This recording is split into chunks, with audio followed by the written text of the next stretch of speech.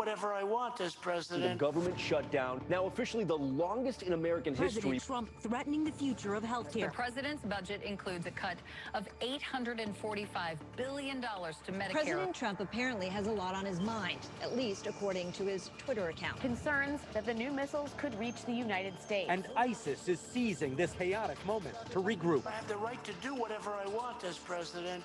Priorities USA Action is responsible for the content of this advertising. He failed to act. So now Trump and his allies are launching negative attacks against Joe Biden to hide the truth. Here are the facts. Joe Biden warned the nation in January that Trump had left us unprepared for a pandemic.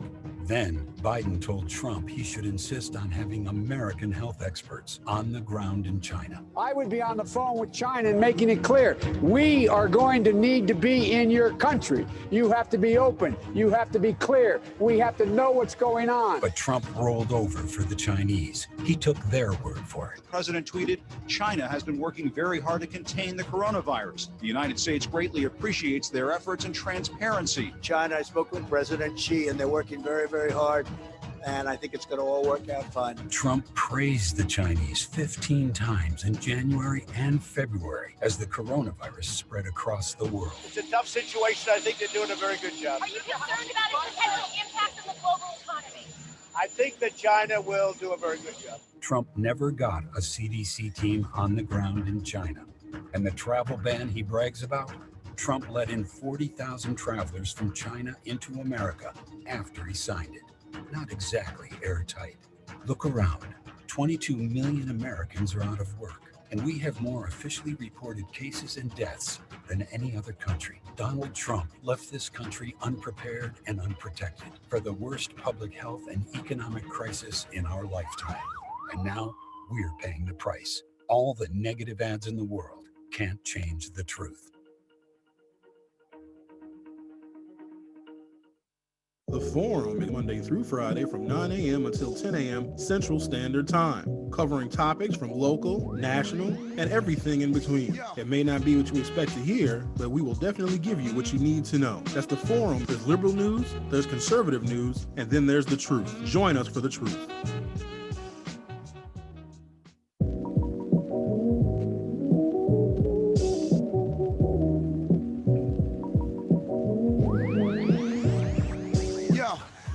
Good morning. Welcome to the program. Today is Monday, October 5th, 2020. A couple of things I'd like everybody to know. First and foremost, Donald Trump actually has the coronavirus.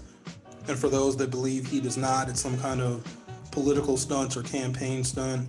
If that was the case, these optics would look a lot different than they do. I think the last thing that someone who promotes his image as being strong and almost made out of Teflon, the last thing that he would want was to be in the hospital. And I don't know if Donald Trump, even if it's a charade, even if it's an act, would go as far as checking himself into the hospital or allowing himself to be checked into the hospital to continue some sort of political stunt. But there are a lot of political stunts that the president has pulled, but I think this one is dramatically different. There's a couple of things, a scenario in which,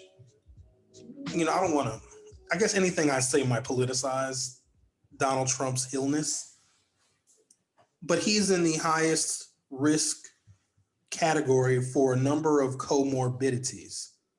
When we hear about coronavirus deaths, the numbers are skewed in one particular direction as it relates to the infected person's age and their other pre-existing health conditions. He fits that. So he has a higher risk of dying. And I don't want anyone to be fooled by the fact that he could be released from the hospital today. That does not mean he is not still sick. It does not mean that he does not still need oxygen. The doctors that are acting more on behalf of Donald Trump's campaign than they are on providing information on the president's health to the public, because this is a matter of national security. The president's health is the health and well-being of the United States because of the power that we give a president, which you clearly can see they can do whatever they want, but also to defend this nation in a catastrophic event. You have to be very healthy. That is why every single year when Barack Obama or George W. Bush when they went to the doctor for their annual physicals, that information was made public. Like, you can know what Bill Clinton's cholesterol was when he was president of the United States, because the health of the president is the health of national security of this nation. Now, if we can get people to believe that Donald Trump is actually sick, and I think he's sicker than anyone is letting us believe, first and foremost, because there would be no reason for him to take a motorcade ride. I think he just wanted to show, no, I'm doing fine, everything is okay, because that is the attitude that he has had about the coronavirus this entire time. It's going to disappear like a miracle. The sun is going to kill it when the warm weather comes.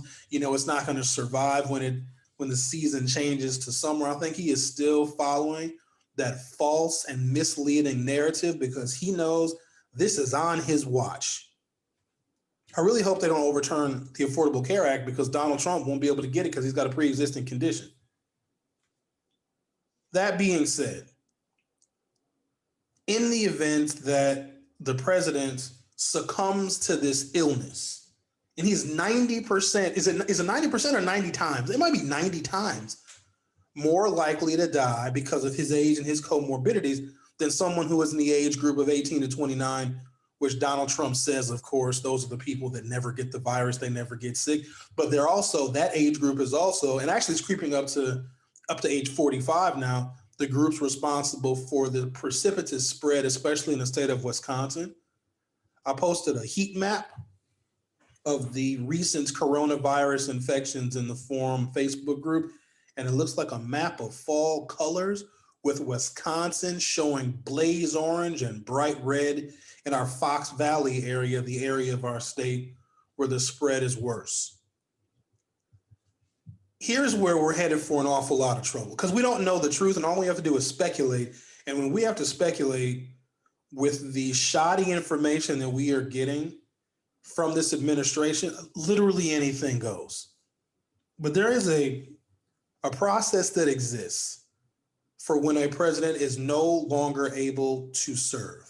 There are a couple of amendments. There's the 25th Amendment, which I think most people are familiar with, where essential duties would be handed off to Vice President Pence, which really should have been done. I think that if there was an opportunity for the president to show that the illness is real, and not whatever statement he made yesterday. I know he made a couple of statements, and they showed some photographs of him, quote unquote, working from Walter Reed, because the president has a suite of offices in that military hospital. And they tried to show with the pictures, at least this is what I gathered, a span of time.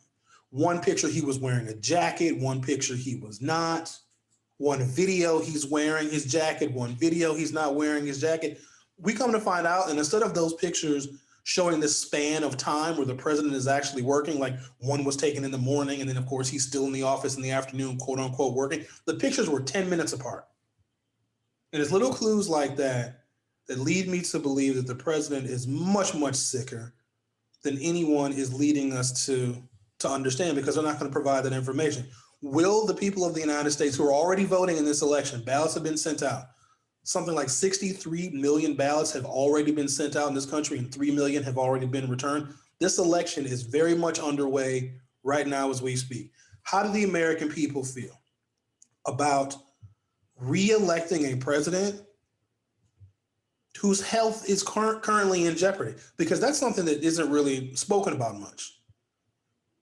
To what extent do people want to vote for someone? And then both of the candidates are not spring chickens. In fact, Joe Biden, while not only proving that masks work, because he was on stage with Donald Trump during the debate when Trump very well could have been carrying the virus, masks work. But also, are people going to vote for a president that's sick? If your whole image was being strong and being able to defeat the phony, fake Democratic hoax coronavirus, and then your oxygen levels have dropped and you had to be given supplemental oxygen, and who knows what the complications are. If you've talked to anybody who's had the coronavirus, they have symptoms and complications for weeks, if not months, after they, quote unquote, get over the coronavirus. How are the American people that are already voting in this election going to look at voting for a president who has, because of his recklessness and his carelessness and not listening to the people in his own administration, in the CDC and the National Institutes of Health? And I remember him telling us a long time ago he was going to pick the best people. The best people, if they even existed anywhere near this administration, have all left. Will the people in this country who are loyal to him and loyal to party vote for a man that is going to have a pre-existing condition? Because we don't know how long the duration of his illness is going to last. And I think we just have this time amount in our heads that, oh, well, when you get exposed to someone, you have to quarantine for 2 weeks, or if you're sick, you have to isolate, and they've just thrown the number 2 weeks around. You can be contagious and sick for much longer than 2 weeks. There have been people that have been in the hospital in ICU for more than 2 weeks. So all these things need to be considered. But where there is a gray area and where I think no one in the president's administration, especially his wife, like, wouldn't you think that his wife would, Donald, stay in the hospital? Donald, don't leave, don't do motorcade stuff. Because in the event that he is not able to finish his term and the election is still going on, this can lead to a constitutional crisis that this country has never seen before. While there are specific provisions of what happens when he is currently serving a term, which he is right now, and he cannot finish that term, or if he is incapacitated in a way, then duties get handed off to Mike Pence. But there is no provision for when the Republicans or the Democrats have a nominee and the election has started and a president dies while the election is actually underway. That leaves the ultimate decision is going to be up to the House of Representatives. Can you imagine what this country would do, or at least half of it, if Nancy Pelosi and the House Democrats have a say-so in who replaces Donald Trump if he dies in office? And all of these things have to be swirling around a handful of constitutional scholars that are somewhat loyal to the president or in his administration. There is no precedent for this. Good morning to everybody listening on the YouTube. Who do we got here? Show me love. Good morning to you, Denise Jones. Good morning, good people, she says. G. Collins, good morning to you and everybody else. Show me love. He would never hand over any power to anyone willingly. He wouldn't. And I could see him being defiant of the Constitution that gives him the latitude and the authority to say, you know what, let me rest for a couple of days here while I battle an illness that is, by the time the end of this broadcast, 210,000 Americans, if we haven't crossed 210,000 Americans already, have died. There's always been a level of suspicion in and around this campaign, but this one is disturbingly so, this particular scenario. Tammy Reed, good morning to you. Let's see what else we got here. So I want to explain as best I can. And I've read a lot of complicated political matters. Have you ever sat down and read a federal bill or a state bill? It's very complicated. Some of it doesn't make any sense. Those are, complicated bits of prose to read. But reading what is laid out in the event that a president is incapacitated or dies and cannot finish their term while they're on the ballot for re-election, there are a number of dead ends to where we have no idea what would happen. Now, logic would dictate, and this is what I was under the impression of, just following what I understand about presidential succession of power. First in line for the presidency is the vice president. Next after that is Speaker of the House. If the Speaker of the House doesn't want it, because Nancy Pelosi, there's a scenario where Mike Pence can get the coronavirus too out on the campaign trail, because he's going to be out there campaigning. He hasn't slowed down. If he gets the coronavirus, Donald Trump gets the coronavirus, and they're both dead, the presidency is Nancy Pelosi's if she wants it. If she doesn't want it, then it goes to the Speaker pro tempore of the U.S. Senate. Then it goes on and on and on from there. But there is a possibility where Nancy Pelosi is much closer to the presidency than I think that she would want to be. And because of the vitriolic rhetoric that surrounds Nancy Pelosi, if she became president, even though it would be because of the negligence of the president and the vice president, and their negligence has not stopped. Let me be abundantly clear with that. Donald Trump put the lives of Secret Service agents in jeopardy when he forced them to ride in that motorcade with him, because the president cannot travel without security detail. And because of the construction of the limousine he was riding in is hermetically sealed. So every exhale, even though he was wearing a mask, Every exhale the president took while he was in that airtight, because it's hermetically sealed so the chemical agents can't penetrate the president's limousine. It's a Chevrolet Suburban, I believe it was, and they do all these special things to it so no poison gas can get in if somebody wants to gas the president. I don't know who in the world would ever want to do that to him. But every exhale he took is infectious and contagious. Even though he was wearing a mask, it means that his exhale doesn't go, very, very far. It would cumulatively add up, and the air that those agents were breathing were infected by the coronavirus. And every medical professional has said every security personnel, every Secret Service agent that was in that vehicle with him now has to quarantine for 14 days. And the doctor made it very, very clear. Some of them may get sick. Some of them might not get sick. Some of them may actually die, all because of the president's political theater. And so then I have to call out hypocrisy when I see it, because the Blue Lives Matter crowd, they're pretty forceful in their beliefs, right? They're really, really serious about how they believe in blue lives. Well, Secret Service agents are cops, are they not? Like real important cops that do like presidential cop stuff. And Donald Trump put their lives in jeopardy. All right, guys, I'm going to try and make some sense out of what happens if the president dies. And I don't want him to die. I want him to face justice. But I also believe that if he gets sicker, he will get a level of sympathy that will flip the election back toward him, even though there are a number of people in this country. I mean, I think the line has been drawn in the sand. I don't know if there's anybody who's undecided. People pretty much know who they're going to vote for. They've known for a while, since probably, January 20th of 2017. People have known who they're going to vote for in November of 2020. But in the event that Trump cannot serve the rest of his term, Mike Pence, of course, becomes the president. And I've heard a number of people say it. Well, Mike Pence is better. He's more articulate. He's calmer.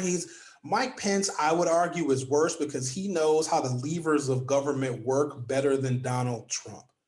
Trump could be the Republican bull in a china shop. Mike Pence is much more like an accurate surgeon with a scalpel. He is just as conservative. In fact, Mike Pence is the evangelical that we all should be afraid of if they ever rise to political office. But if Trump gets very, very sick and if he's on a ventilator, whether we see images of that, I don't know. But if the campaign believes it could boost his re-election hopes, they'd show the pictures and there'd be a level of sympathy for Donald Trump. Whether that sympathy translates into him getting reelected, which ultimately means Mike Pence kind of would be the president, even though the Electoral College have been picked by the party because of their loyalty, they ultimately will decide after we cast all our votes. And this is where it gets into this gray area. And I got to get to this to explain this because I want you guys to be as confused as me. If Donald Trump gets a level of sympathy because he gets very, very sick from the coronavirus, remember, 250,000 people in this country or more that have been sick and recovered, several million, will feel really, really bad for him. Really bad if he gets very, very sick. And then in the event that he loses the election, which from polls coming out of battleground states, Joe Biden is gaining, and Joe Biden is trying to take the high road as best he can, pulling off his negative ads off of TV. Oh no, I'm still going to play my negative ads here on the forum. I'm not. Nobody told me to pull my negative ads against Trump. Sorry, Biden didn't call me directly, and even if Biden called me directly and said, "Sherwin, can you pull your negative ads?" I'm like, Joe, come on, buddy. Trump could get a level of sympathy to where the Joe Biden administration, the Joe Biden and Kamala Harris administration, may not want to pursue criminal charges against him because we don't know what the president's recovery period is going to be. So him losing the election is obviously the first goal, but if he is sick and dealing with the fallout from the coronavirus for many, many months and into the year 2021, he's not going to face justice because people are going to feel sorry for him. And I say that because those that have had the most hate toward him and what he said and what he's done, everything from how he has disrespected African Americans and put children in cages, how he has cozied up to dictators and has said he wants to be president for life. All of the people that were, especially people on the news, people on national media that have clearly picked a side and drawn a line in the sand, just like the American people have. And I don't blame them because they're Americans too. they're starting to feel sorry for him. Boy, we sure hope the president's gonna be okay. Really? And some of them are doing it because their producers are telling them to show a level of sympathy for Donald Trump. Because, I mean, whatever, I guess he is the president, maybe. We still don't know the extent to which Russia influenced his election, so he's the president, maybe. So you give him a little bit of respect somewhat. But they're starting to feel sorry for him. And what that translates into, because they say in comedy you're supposed to punch up. You don't ever make fun of somebody or demean someone that is below you or has less status than you. If Donald Trump becomes the 74-year-old man, almost 75-year-old man, who is weakened from the coronavirus that he caught through his own recklessness and his own negligence, please don't forget that the man did it to himself. The most protected human being, and I would say all of the world, found a way to be so incredibly careless and reckless. He put his life in danger. He risked the national security of the United States. He put his family members in danger. He put the White House in danger. He put the executive branch of the federal government in danger. How are they not upset at him? With that being said, Americans have this incredible soft spot for the underdog. And people may feel sorry for him. And if Joe Biden and Kamala Harris wins, one of the things that I'm looking forward to is for all of the things that Trump had sealed because of executive privilege, all the information that we did not know, because there's a whole lot of things that happened in and around that White House and business deals that we were not privy to because Donald Trump, there were obviously some leaks in and around his administration, but I think the real bad stuff has stayed secret. We may have an opportunity to see how poorly our country was run when Joe Biden gets sworn in under the assumption that Joe Biden wins. They may not even release all of those things because there's going to be this national sympathy for Donald Trump. And it's like the guy would win again in sickness and in health. All right, guys, I got to check on your comments here. Sorry if I'm being neglectful. Oh, people are talking and saying many things. Ronald Gergen, good morning to you. Flynn says, good morning, Sherwin. I'm glad to be here. Flynn, we're glad you're here as well. Vanessa G says, I dropped my ballot off on Friday. So there have been, I just posted it, 211,000 absentee ballots requested in Milwaukee County. Of the 211,000 ballots that have been requested in Milwaukee County, so that's the city of Milwaukee and the other 18 surrounding suburbs, 209,000 have been sent. So there's still 2,000 ballots that have been requested but not yet received. And as of Friday, they're going to have new numbers today. And when they have those new numbers, I'll report them.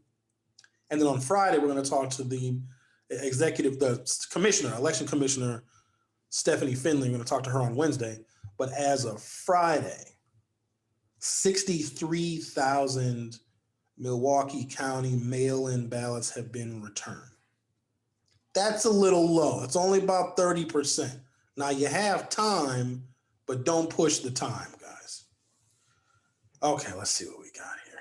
So I'm just gonna, usually when I read an article, I'm able to explain it and paraphrase it.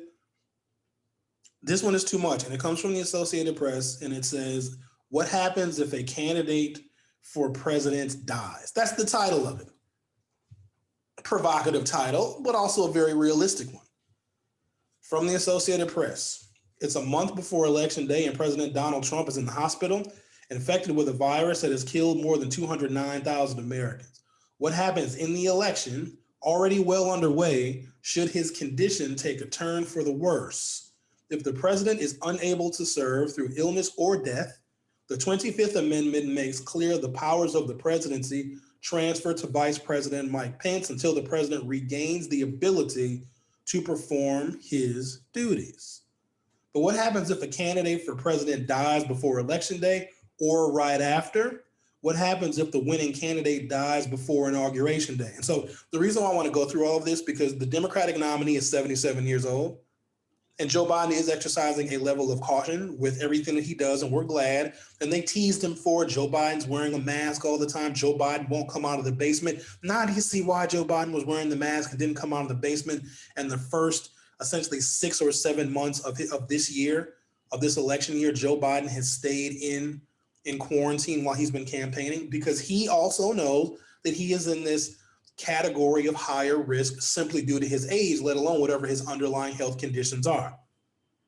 But because Joe Biden is advanced in age and all polls are looking like he is going to win, but in this country, in this world, you can't predict what's going to happen in an hour, let alone the next day, the next week, the next month.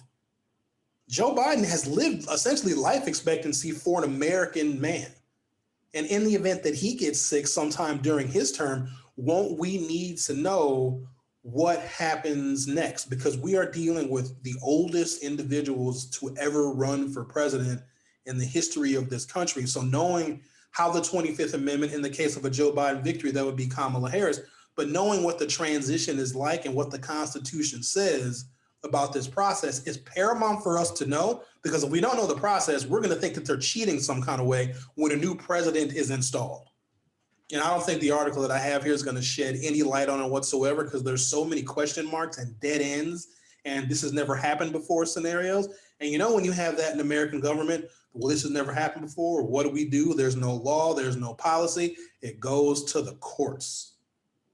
The confirmation of Amy Coney Barrett now becomes more consequential than any other time during this process, because she could be the vote that decides who is the next president of the United States if a number of these, albeit rare, scenarios come to fruition. Okay, here we go. But what happens if a candidate for president dies before Election Day or right after? What happens if the winning candidate dies before Inauguration Day? It's never happened in a country with a long transition between Election Day and the start of November and the start of a president's new term on January 20th. The Constitution, as well as state and federal election laws, would help guide the country through the process, but with no precedents, the outcome is far from certain. The House of Representatives has the final say on who wins the presidency. Right before the House might have to take charge, there are roles for political parties, state legislatures, the Electoral College, the courts, and most importantly, the voters. And look at all the hands that are in the pot. I want to read that again. The House of Representatives has the final say on who wins the presidency. Before the House might have to take charge, there are roles for political parties, state legislatures, the Electoral College, the courts, and most importantly, the voters. Notice the voters are last. Here's some questions and answers about what might happen if a presidential candidate dies before or after the election. First question, can political parties replace a candidate who dies? Yes, but not this close to Election Day. Nearly 63 million ballots have already been sent to voters, with nearly 3 million votes already cast. The deadline for candidates to withdraw has passed in all but 2 states, South Carolina and Connecticut, and their deadlines are just a few days away.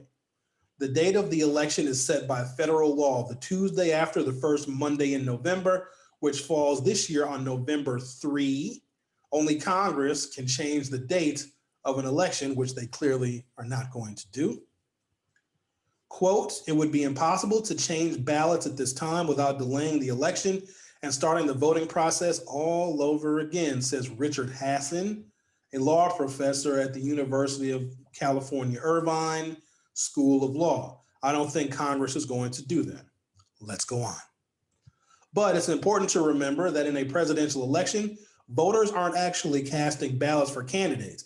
Instead, they are voting for slates of electors who will pick the president and vice president as members of the Electoral College.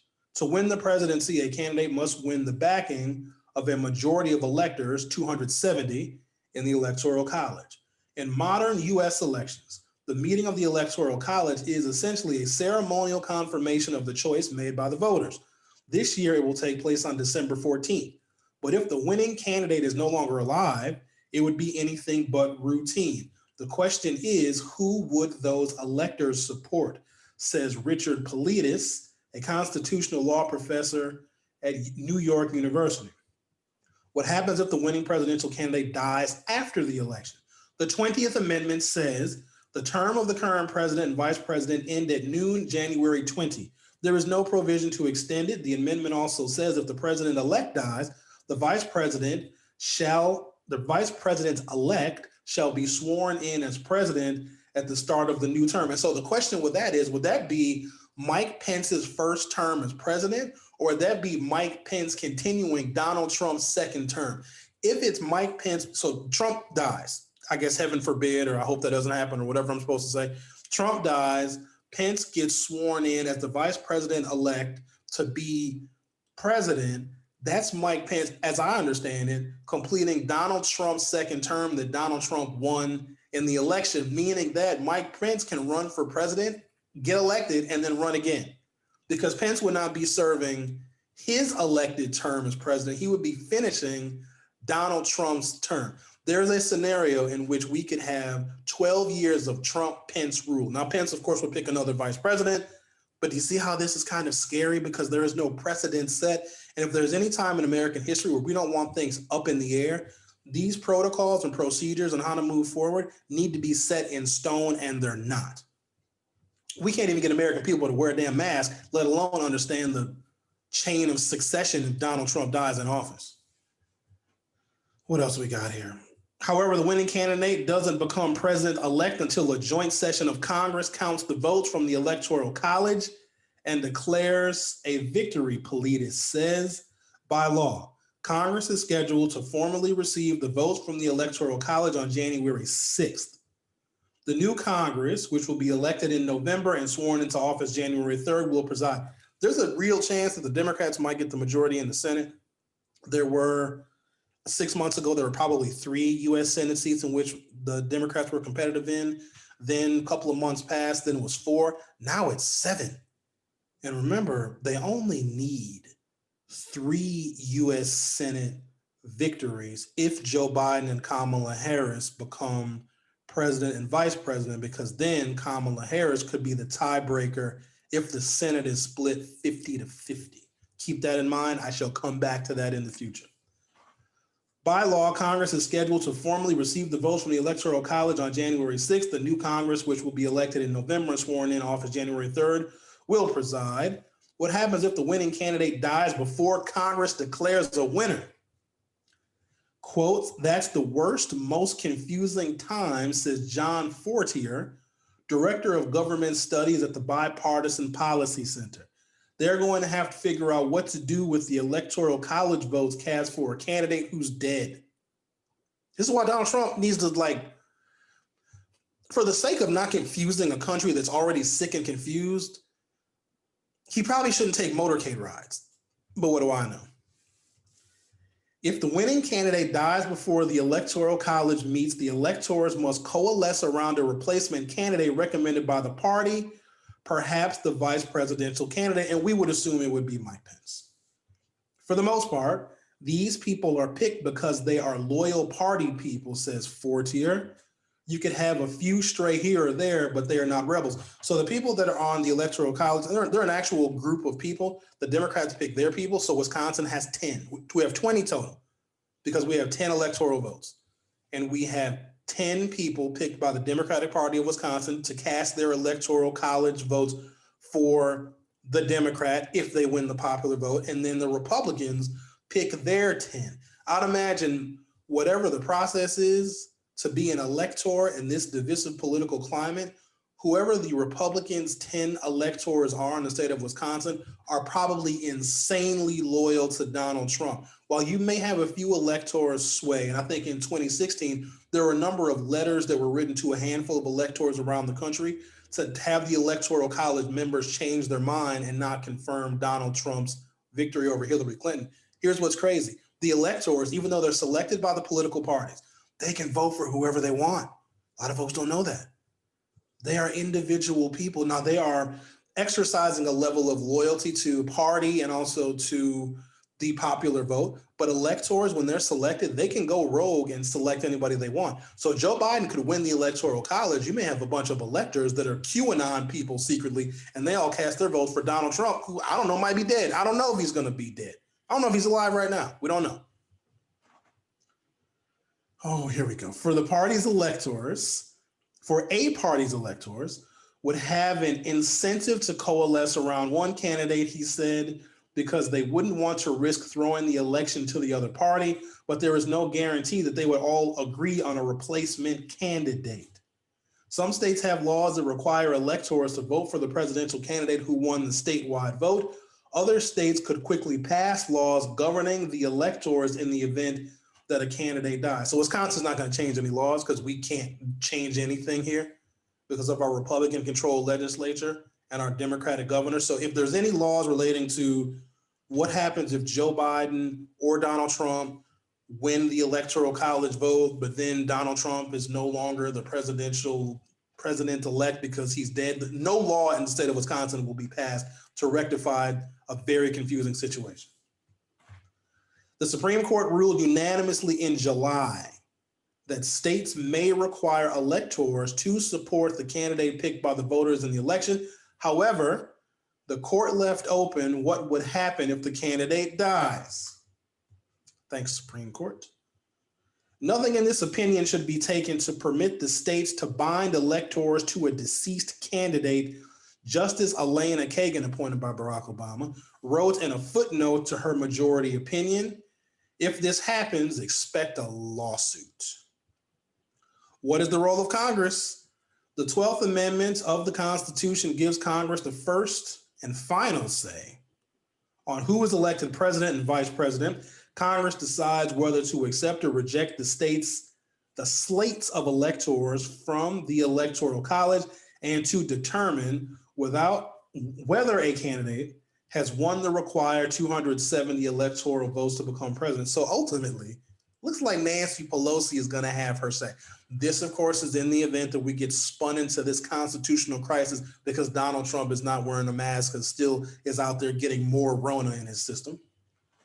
If no candidate reaches 270 electoral votes, the House chooses the president and the Senate chooses the vice president in a process spelled out in the Constitution. On a previous broadcast, I walked through that scenario because there's going to be a couple of different things happening on and around November 3rd.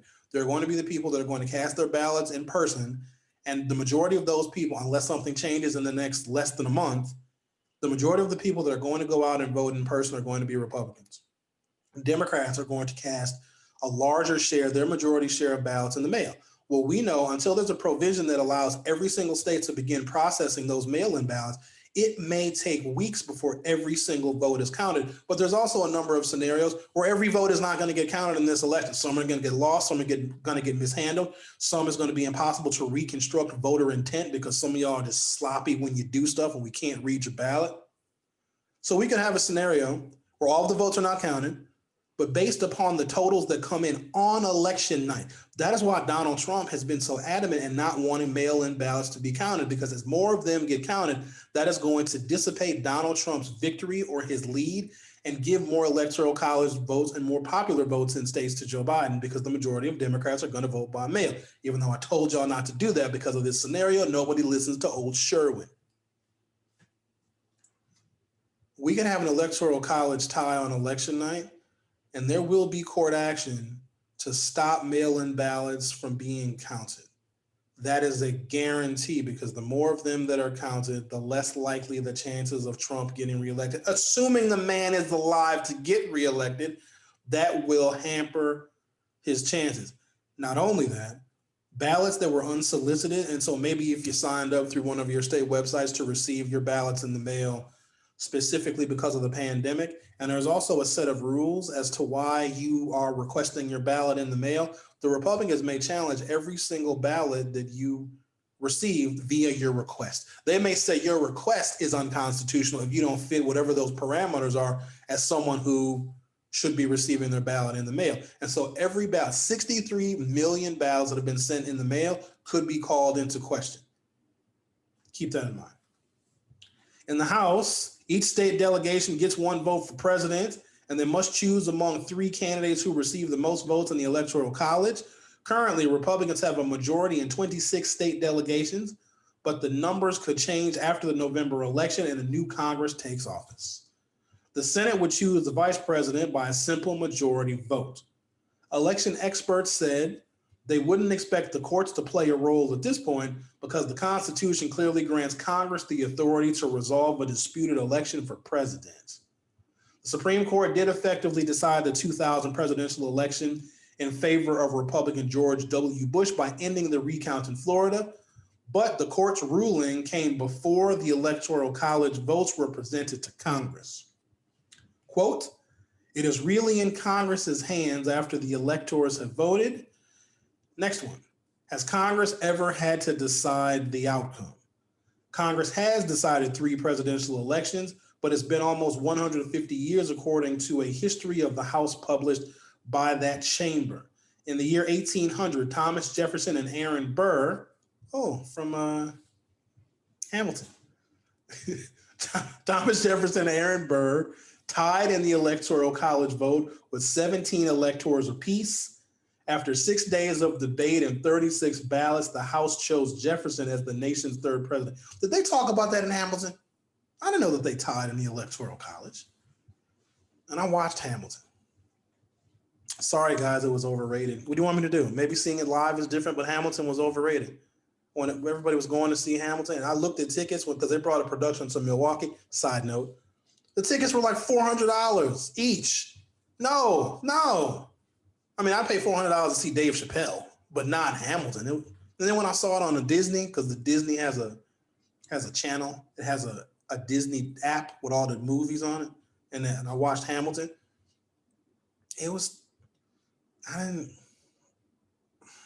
Let me mark my spot here. Sorry. Come check some comments.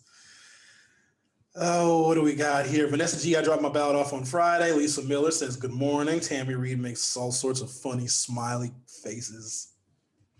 Show me love. He is who he will always be. Selfish, true. Bourbon 952000. Not me. Law and order. Remember, justice has to be served. Talking about a level of sympathy going to Donald Trump if he gets real sick. I think people feel sorry for him because I'm already starting to see it. I don't want the president to. He did it to himself. Anyways. Tammy Reed, my 13-year-old, heard the ... or whatever I'm supposed to say regarding the heaven forbid. Look, all I know is this. If you look like me, or even kind of close to how I look, the president has made your life less safe. And he has given more latitude and more authority to people that we interact with every single day out in public to make our lives less safe. I'm a very forgiving person, but when I determine that somebody's intent is malicious, it's real hard to forgive them because what he has said through his campaign in 2016, through his first term in office, has been designed to hurt and reduce and dehumanize people like me. There is no forgiveness in that. Because you know what?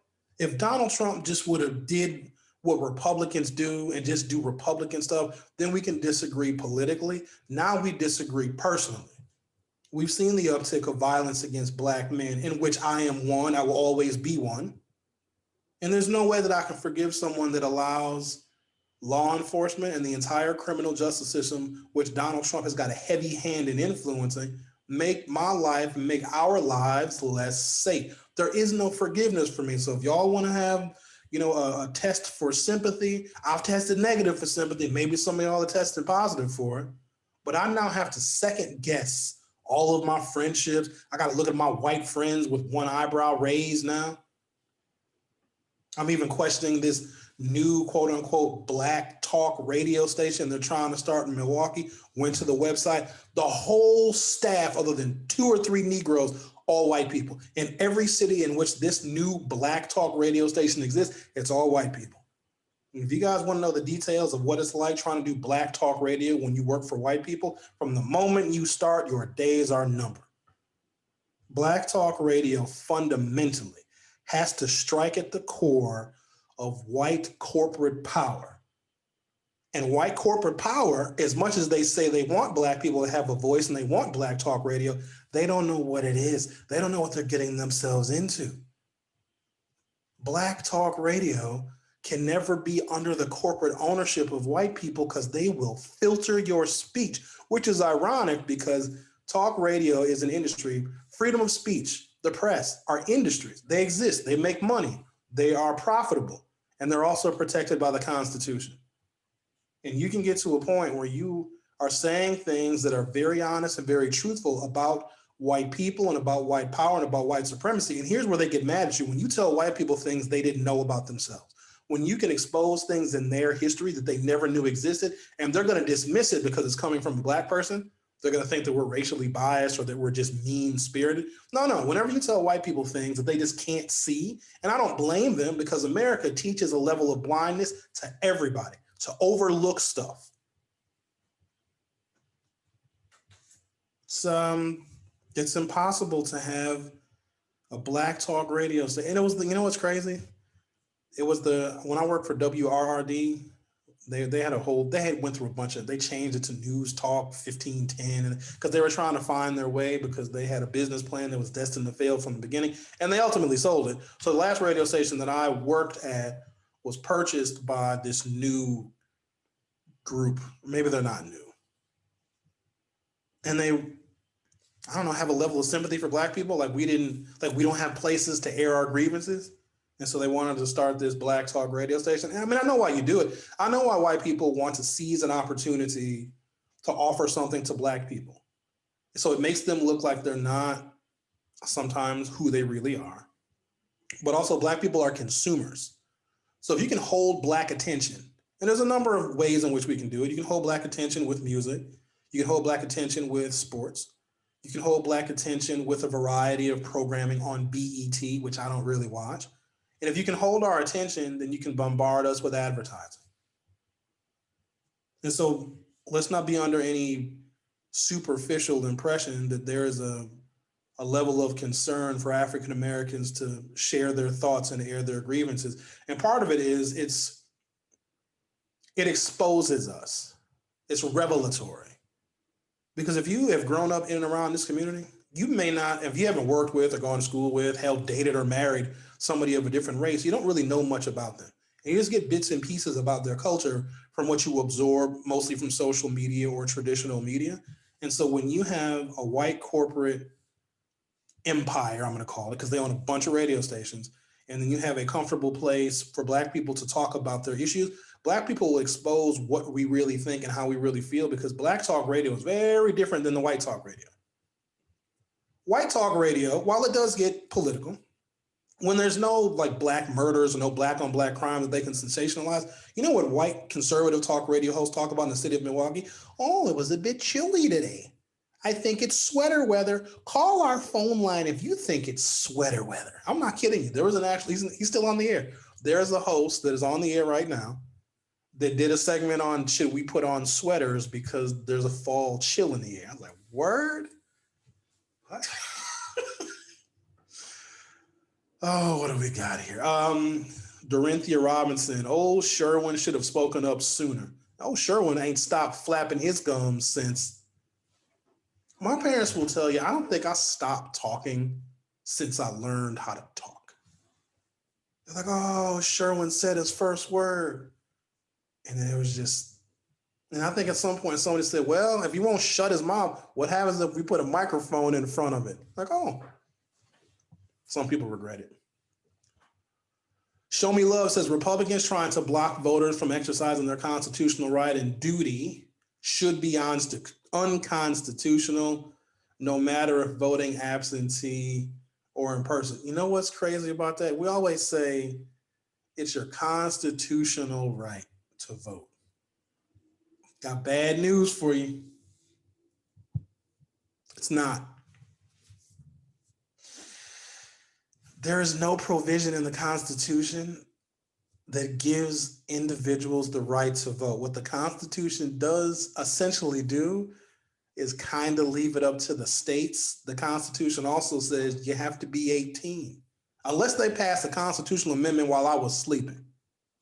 The only thing in the US Constitution of the 27 amendments that we have relating to voting is that you have to be 18.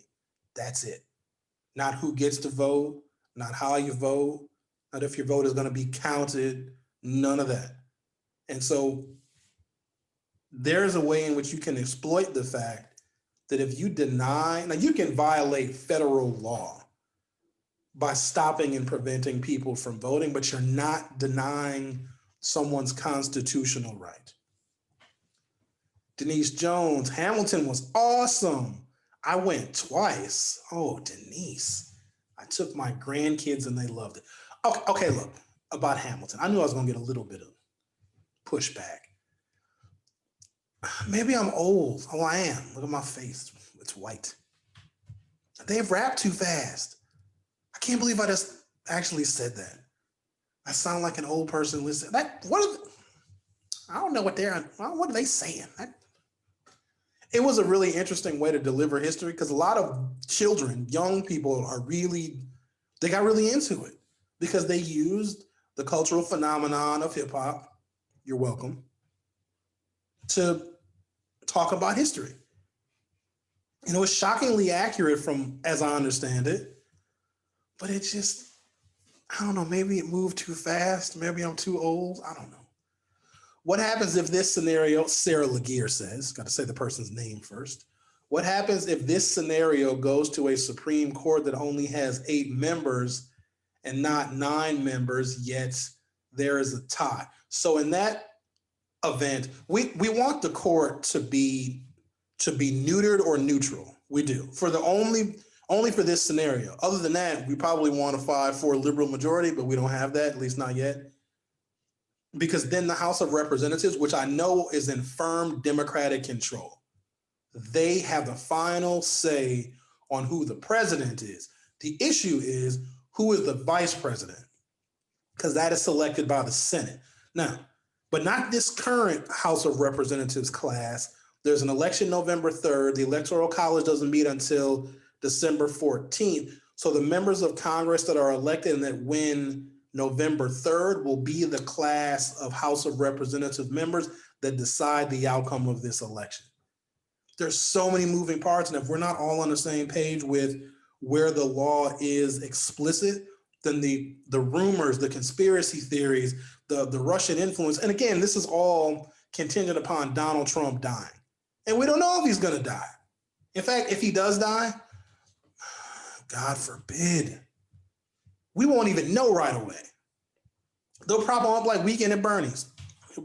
Oh, look, Donald Trump is going for a walk. I knew I was going to get some heat. They rap too fast. What have you become? Do you chase kids off your front lawn with a broom? Come on. I don't use a broom. I'm not the only one that thinks that there's too. I had to rewind it. I don't know how many times. The Hamilton, because I want to know history like that. Like I want them to, like my history teachers, they were very old. My teachers were old in the 80s. A lot of them, in fact, I remember first grade. Shockingly, second grade is actually my first grade teacher. I just added her on Facebook. Because I'm like surprised. I mean, I'm 45 years old now. You taught me first grade 37, 38 years ago, and you're still alive. I got to be friends with you because that's cool. But she didn't accept my request, but whatever. But my second grade teachers were they had to have been in their 50s. But I guess when you're in second grade, doesn't everybody look like they're in their 50s? They probably were, as I think back on it, because now I know what 50 looks like, because hell, 50 damn near looks like me.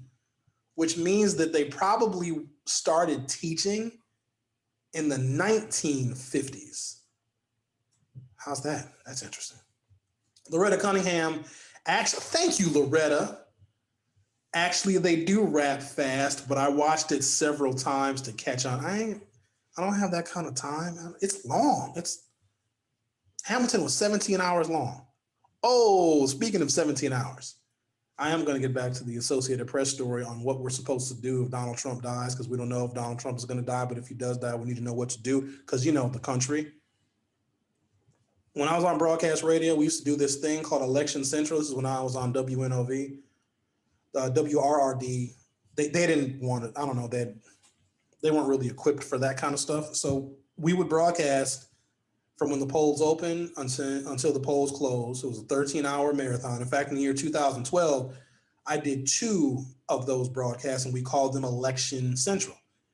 And because in the African-American community in the city of Milwaukee, there's sometimes some inconsistent information about where to vote, how to register. Can you register same day? What do you need to be able to register? We also would see a number of scenarios, especially surrounding presidential elections, where people would park in areas where I guess you're not supposed to park, but if there's a high turnout election, people are parking in no parking zones, and cops were ticketing and towing cars.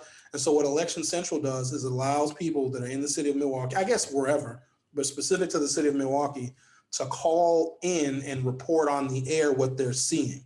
If there's long lines at particular polling locations, people would call in and say, hey, if you're coming to Rufus King polling location, expect a long wait. We even had a scenario where they ran out of ballots at a polling location. Alderwoman Malele Coggs was listening to our Election Central broadcast and had police escort more ballots to that particular polling location. So it's real-time discussions about the election. But not only that, it's Democratic candidates who were on the November 3rd ballot. It's surrogates. Oh, I interviewed some of the most wonderful people ever. I interviewed Magic Johnson, Martin Luther King III, Eva Longoria, who I'm pretty sure I asked on a date. I'm pretty sure she said no. Sarah Jessica Parker, the lady from Sex and the City, that show that the white ladies watch very much. Who else did I interview? John Legend. I interviewed John Legend and made the mistake of a lifetime. This was in 2012 because they were all surrogates for Barack Obama. And so the difficult part about getting famous people to call in on a radio show, to call in to promote candidates, is their schedule. But because we had 13 hours worth of broadcast time, that those hours between 7 a.m. and 8 p.m., regardless of what time zone those celebrities were in, they could find 15 or 20 minutes to call into WNOV. It was a wonderful system that we had. And so John Legend called in. And I like John Legend a lot. He's won like Oscar Grammys and Tonys. He's won many things since then. I knew him way back when. And I sang one of his songs to him live on the air. I don't know why I did it. I think after being on the air at that point for 8 or 9 hours, I was nuts. I was losing my rabid mind, which don't comment on that. And I sang a song to him. And he had like instructions on, how to talk about Barack Obama and why people should vote. And I just threw him way off base. I'll never forget this. And then I said, John, I want to sing a song to you. I don't know if he thought I was trying to date him, or whatever. And so I sang a little piece of You Used to Love Me to him. Probably the wrong song to sing to John Legend when you only have him on the phone for a short period of time. And then after I completed my little half a verse that I sang, I was expecting some feedback like I was on The Voice. He literally just ignored the whole fact that I sang one of his songs and went back into his talking points. So I'm thinking about doing another Election Central, but we're going to do it virtually. We would do essentially the same format. If people want to, hear from candidates who are on the ballot, whatever high-level surrogates I can get, whatever elected officials that are willing to, it'll be via Zoom, so you'll be able to see them, as opposed to when we did it on radio, it was just our voices. So I'm considering that. The difficult part will be, I'm looking for a co-host. I have one, but she's like, I gotta see. That's Michelle Bryant, my good friend, who did go back to WNOV. So if she can assist me, then all systems are go. It's really a lot of fun because the people are very nervous and anxious on election day. And when it's a normal election, they're nervous and anxious and they need an outlet to be able to talk and discuss and get feedback. We even had people that would go to different polling locations because in the city of Milwaukee, we can know what voter turnout is going to be overall based upon like 10 or 15 polling locations in the city that are notorious for low turnout. I mean, like sadly low turnout. But if we see numbers in those 10 or it really isn't even 10 or 15, it's like 5 or 6 really. If there's these 5 or 6 polling locations in the city of Milwaukee that are experiencing higher than normal turnout, then the Democrat is going to win the entire state. Because if we have penetrated the most stubborn part of the Democratic electorate to where these handful of polling locations are showing good numbers, let alone if there's a line to go and vote at these notoriously low turnout locations. I'm talking like, if there's no presidential primary, like February school board primary elections in some of these locations have no voters. None. No, zero. But if they're showing intense activity, then we can generalize that to the rest of the city of Milwaukee voting strongly, therefore potentially delivering the entire state of Wisconsin and its slate of Democratic electors to the Democratic candidate. So what we do with Election Central is we have people all over the place, and they would call in, they would go into the polling location, which I don't even know if you can do that anymore because of all the social distancing and all of the Trump virus, where you can go in and look at the ballot machine because it's got a number of how many ballots were cast. And in certain districts in the city of Milwaukee, every single vote is for a Democrat. Now there's some where there's a little bit of a Republican split, but not much. I mean, there's 98, 99% Democratic turnout in some of the wards in our neighborhoods and our communities. And when we can report real-time numbers from around the city, because then people can get election results before they tune in to the local news or CNN at the end of the night. So Election Central does a lot of that. But I'm going to tell you about my most powerful moment on radio as an adult, as a man, and as a human being and it came through an Election Central. That's why I have this like sentimental, value towards it. So Dr. Maya Angelou, who was our poet laureate, read a poem at Bill Clinton's inauguration in 1993, a civil rights hero, pioneer, an icon, and not just an inspiration to women, but an inspiration to people, to everybody. I was fortunate enough to interview her in July of 2012 because she was one of those celebrity surrogates doing radio interviews and television interviews on behalf of the first family, Barack and Michelle Obama. And I had this script of questions that I was supposed to ask her, but at the time, we had just witnessed via a dash cam a guy named Derek Williams, who was in the custody of the police. He was in the backseat of the squad car, and he was saying that he couldn't breathe. It was one of the first times that we heard that phrase, and it certainly would not be the last. This was in July of 2012. And we were all so stunned by that because the entire video was released. And for 45 minutes, Derek Williams is screaming that he can't breathe and that he felt like he was dying. And eventually you see him pass out. And the police officer who was in the front seat of the squad car just kept saying, "You're faking," because cops still believe maybe that if somebody is talking, they're breathing. Clearly not the case. So when Dr. Angelou called, that's what I wanted to talk to her about because of the things that she has seen in her life relating to Jim Crow and overt racism and maltreatment of Blacks by whites. I wanted her to say something to ease the pain of a city that watched a man die on camera in police custody. And we had this incredible conversation, most of which I don't remember because I was part emotional and other part starstruck. But here's what I do remember. This is why this was the most powerful thing that has ever happened to me. And there's no award, there's no ratings that I've ever gotten. There's no good news. There's no number of sponsors that have been willing to invest in me or my program that has ever topped what happened after that. So at the end of the conversation, of course, we went way over our time. She said, "Sherwin, I want to call your mother." I was just like, what did I say?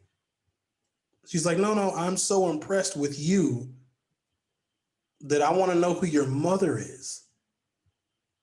And at that moment, I went numb. And I said, okay, Dr. Angelou, will, have my engineer give my parents' home phone number out to you. I mean, I didn't think anything of it. I just thought that maybe she was being tongue in cheek.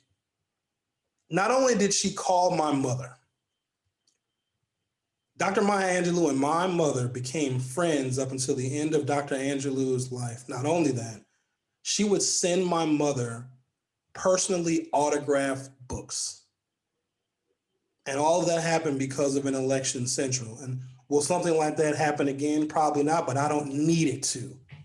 That just shows the power of what we do when we communicate with the public. All right, let me get back to your president. If he dies, heaven forbid.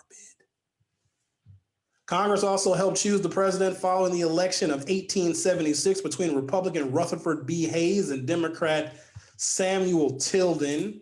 Tilden won the popular vote and the electoral count, but Republicans challenged the results in 3 southern states, which had submitted slates of electors for both candidates, according to House history. To resolve the dispute, Congress set up a bipartisan commission of House members, senators, and Supreme Court justices. After cutting a deal to remove federal troops from the South, ending Reconstruction following the Civil War, the commission voted along party lines to award the presidency to Hayes.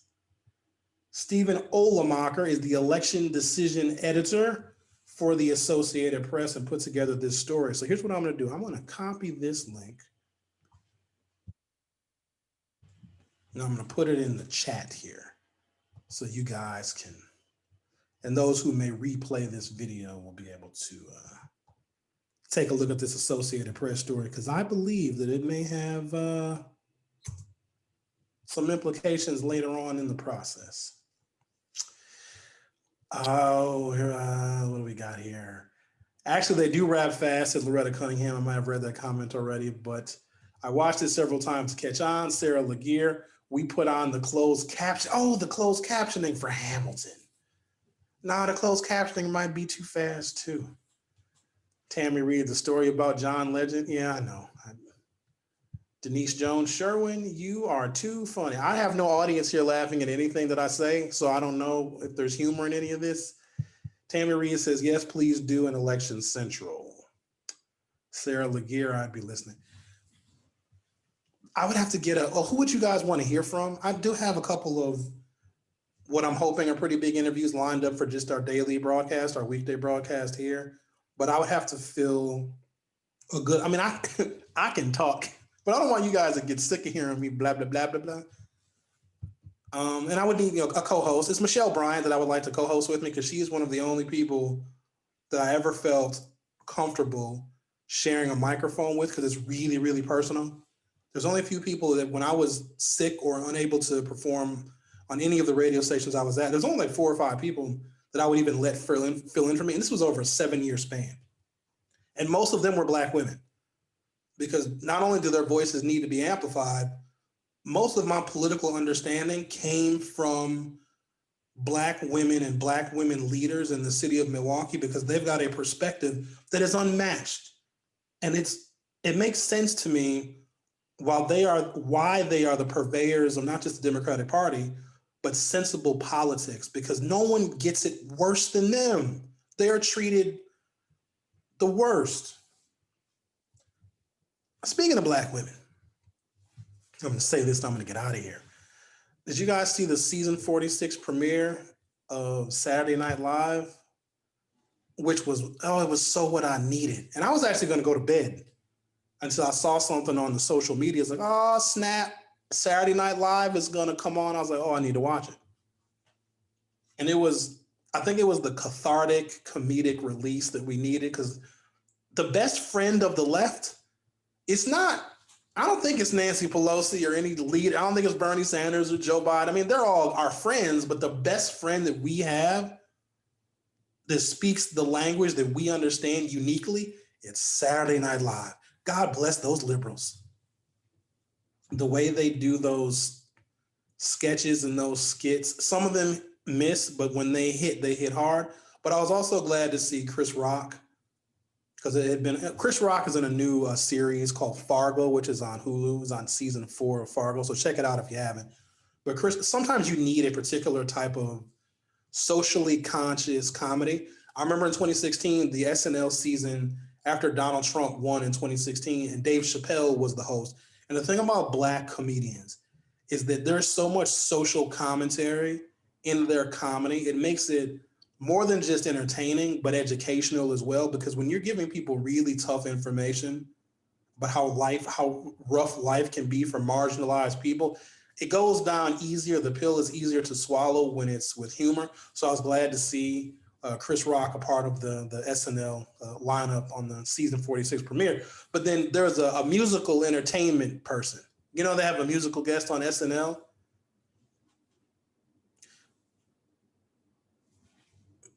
So Megan Thee Stallion, so she did a couple of songs, and I'm old. Remember, I'm the person that thinks that Hamilton, they rap too fast, so I'm not going to critique Megan Thee Stallion. I did give a couple of Facebook comments about the song WAP that her and the other one, Cardi B, they have a song called WAP. I'm not going to talk about WAP anymore because I talked about it before. But what Megan Thee Stallion had in the background, the digital backdrop, which was beautiful, by the way, was support and protect Black women, and a number of hashtags around the subject of supporting Black women.